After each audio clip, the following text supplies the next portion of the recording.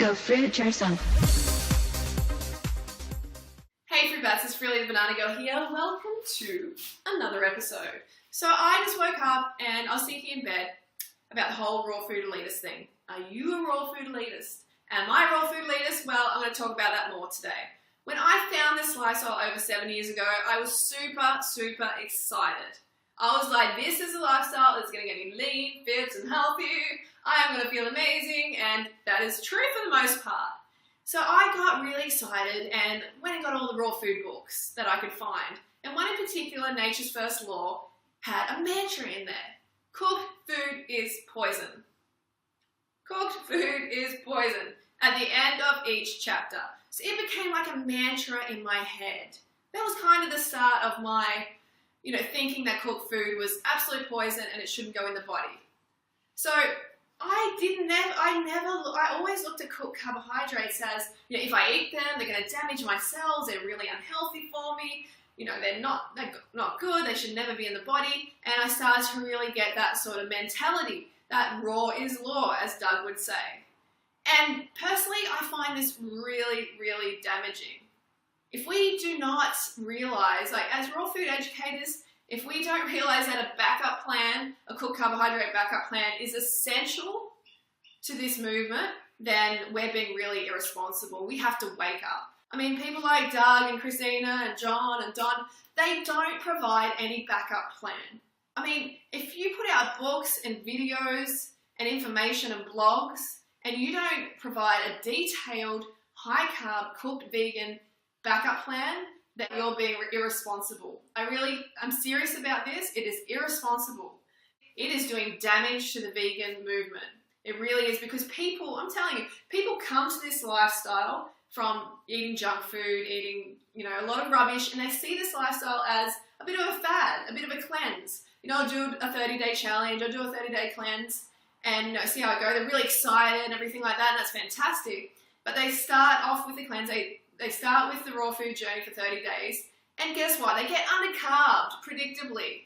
Everybody does at some stage, so they get undercarbed, and if they don't realize that there's a cooked carbohydrate backup plan, they just go. They leave the movement as quick as they came, because they don't realize, they don't understand the body. They don't understand that the body needs carbohydrates, needs glucose, whether it's fruit, whether it's raw carbohydrates or whether it's cooked carbohydrates. The body just really needs to get it in. The brain needs to get it in. So they just leave. And this is something that we've noticed over, the last couple of years since we've been recommending like Raw Till 4 and a cooked vegan backup plan, is that on our website, we're seeing people leave the movement. And we were kind of ignoring this for a long time and weren't really taking notice. And people had more of a chance to stay on the lifestyle with our recommendations, our calorie recommendations, but they're still eventually falling off because, not everyone's like Christina who has a maid to cut up a fruit, make a juice, and not everyone lives in the tropics. That's really lucky. Not everyone lives in the tropics or can get the amount of fruit they need or the quality they need to stay on the lifestyle. Let's just be realistic. Sure, they can move, but most people aren't going to move, so we need to adapt to what works for the mainstream. We need to adapt. If we're not adapting, we're being irresponsible. It's not okay for only 5 people in the world at any one time to be thriving on this lifestyle, like long term. It's not okay. And if you're not taking notice of that, if you're not changing your approach, then you're really doing a disservice to the whole vegan movement. Because we have the opportunity, when those people come in, we have the opportunity to give them a backup plan and to keep them vegan for life.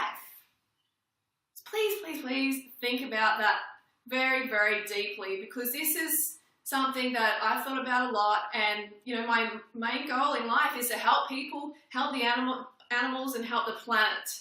And I feel that with this backup plan, we have the chance to do that. So when we create this little elitist kind of group, this bubble where, you're saying raw is law, like Doug says, and, Christina's like, all cooked food is dead food.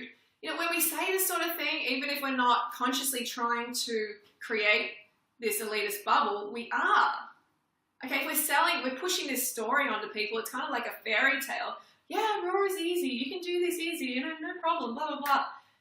It isn't easy for most people. You have to get real. It isn't easy for most people. So rather than exclude them from the club, let's include them. Let's not be elitist, like Doug says. Let's not be elitist. Let's welcome people. We want as many people as possible to be eating plants. We want to reach that critical mass where the planet turns vegan. Wouldn't that be wonderful? We don't have to be raw vegan, as long as people are vegan, first and foremost. Let's get them vegan and let's provide that backup plan, because that is the main goal. And let's not create this little group that excludes people. So if people fall back on some cooked carbohydrates, let's not chuck them out of the group. And I see that a lot in the raw food movement, and I think it's really, really wrong. And like I said, detrimental to the vegan movement as a whole.